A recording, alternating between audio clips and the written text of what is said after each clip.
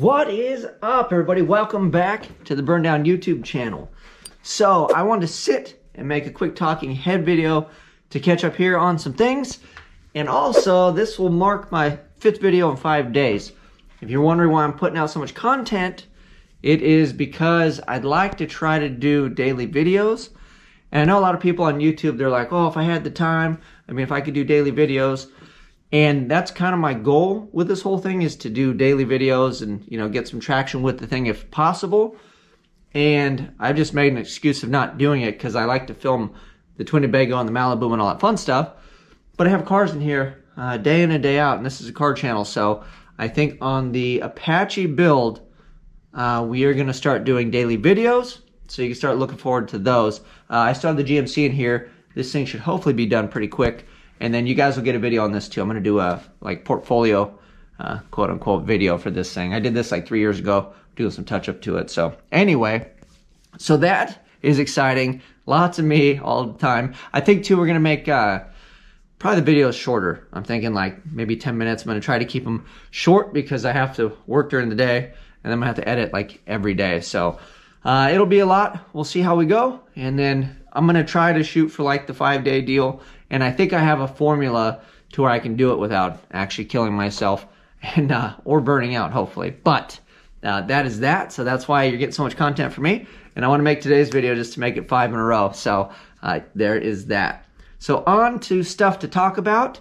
We got the squirters in the Twin Tobago all wrapped up. I've got them controlled by Holly. Holly, take the wheel.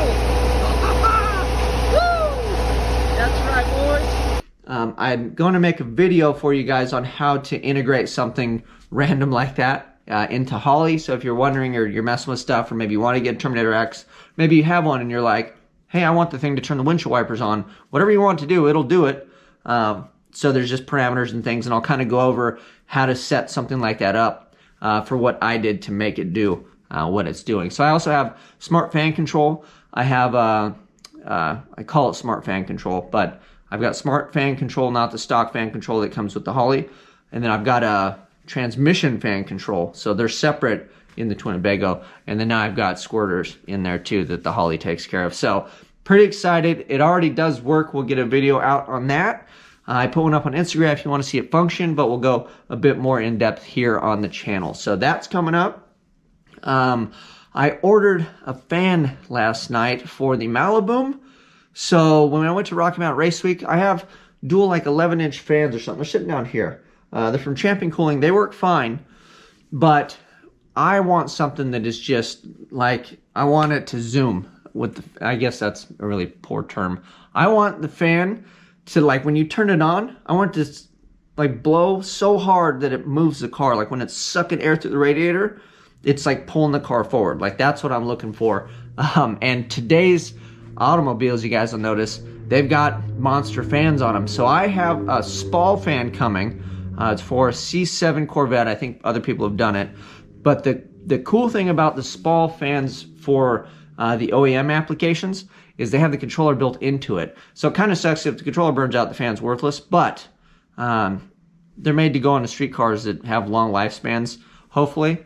And then I can just run monster mega power wires to it, and then just a PWM signal from the Holly. So I won't even need a relay or anything to run that dog.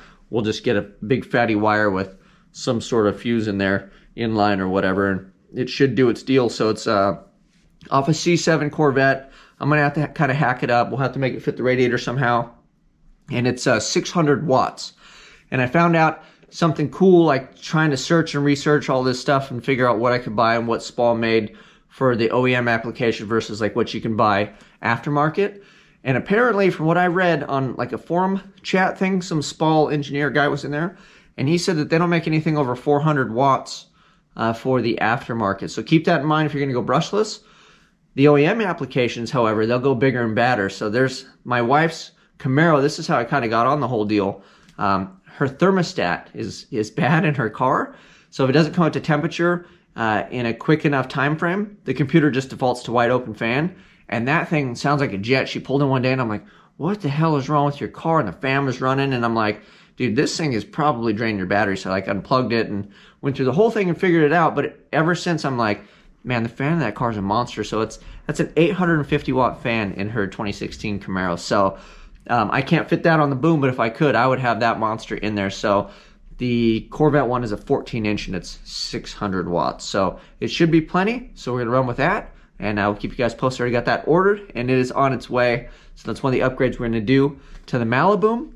And another reason I wanted to upgrade the fan, not just for Rocky Mountain Race Week purposes, I need a transmission cooler because I put parts through the other one, and everybody's like, oh, just clean it out. But I don't feel good about trying to clean it because you're never going to get everything out of that.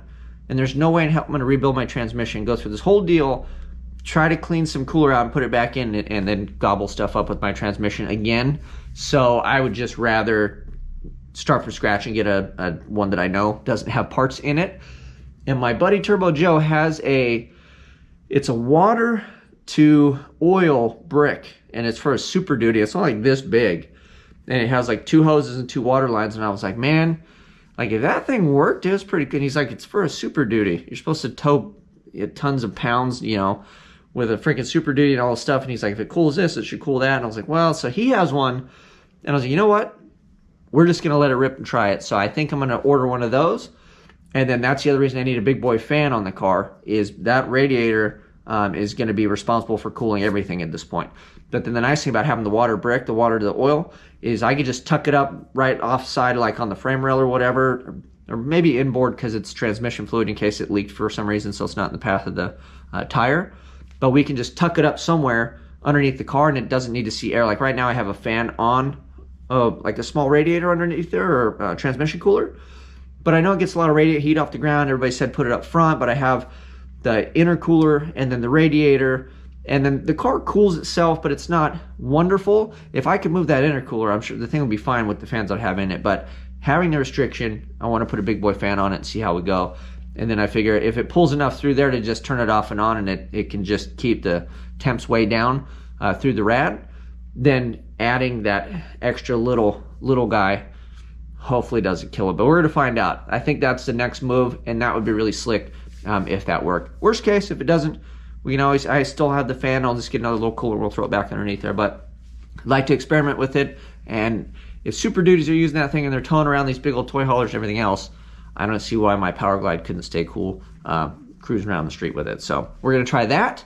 So let me know if you have any input on that, if you guys have used them or anything or seen them. Like when I saw it, I still was like, dude, that's an oil cooler, but apparently it's a transmission cooler. So we're going to try that. And then I have push rods, I think should be on the way. I talked to my buddies over at War. I did measure for push rods. Somebody asked me. I'm not a professional. I have a little tool.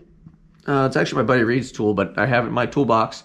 And I measured and measured and measured, and then I took different measurements. I did exhaust and intake separately on both sides to make sure I was on the base circle and all that fun stuff. And I got a consistent measurement. So I'll share it with you guys when it kind of comes through.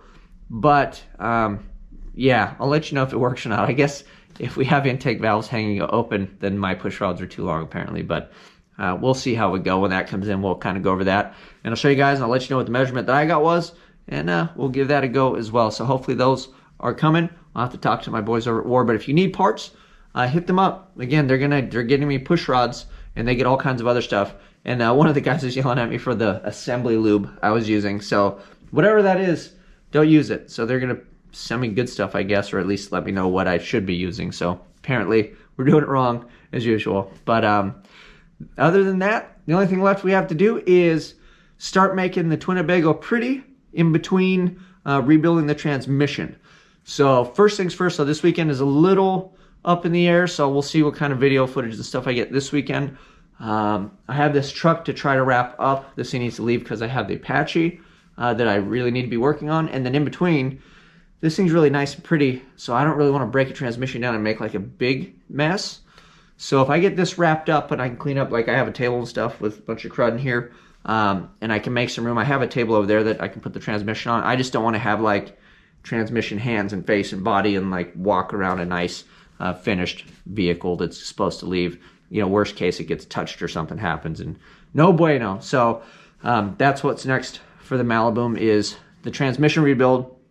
We got the fan, so I'll have to make a custom shroud I was going to reach out to Champion Radiators because they're awesome. They're on board with the channel. They're the ones that sponsored the radiator and all this stuff, and it got me all the way through Rocky Mountain Race Week. The thing worked awesome. But like I said, in the aftermarket, they don't make big boy fans. So even Champion, I mean, it's just an OEM fan. You'll see. I'm going to cut it up and butcher it. So I'll try to do a good job, but the fan is just a monster that comes out of that C7 Corvette.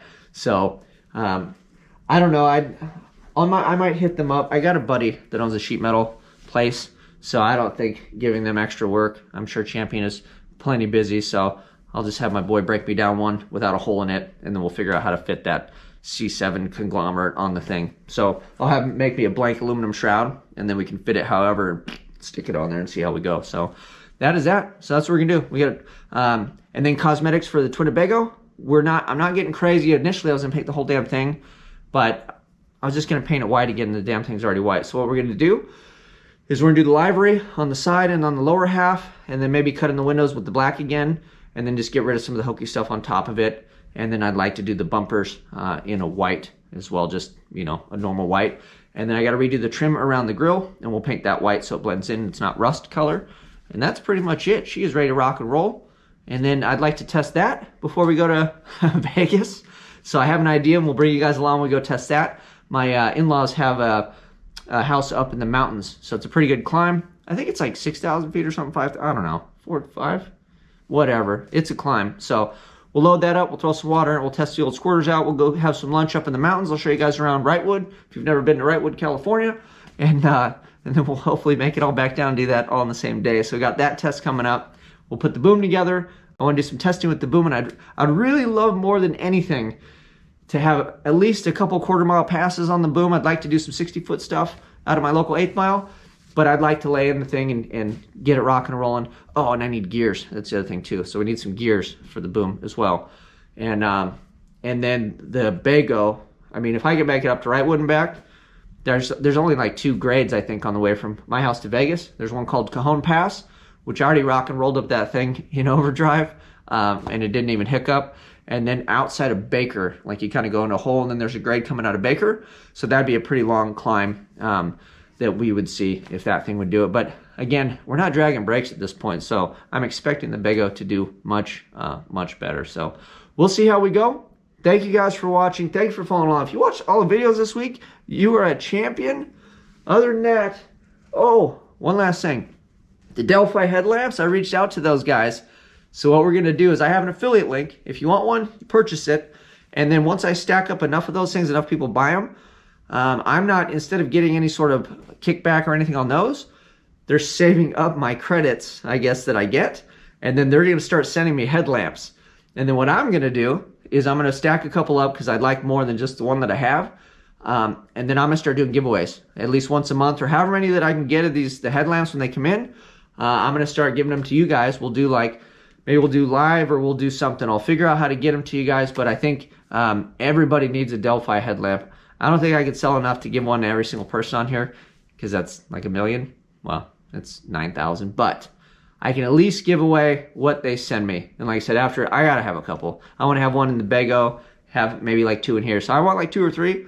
And after that, I'll just start shoveling them on you guys, because that thing, I use it today, and I think I have it back on charge over there. I'm going to use it tomorrow. I mean, it's rad. The only thing I would say is I wish it lasted a little bit longer, but you know what? Just go buy 2 of them, and then you're good. You can just swap them out.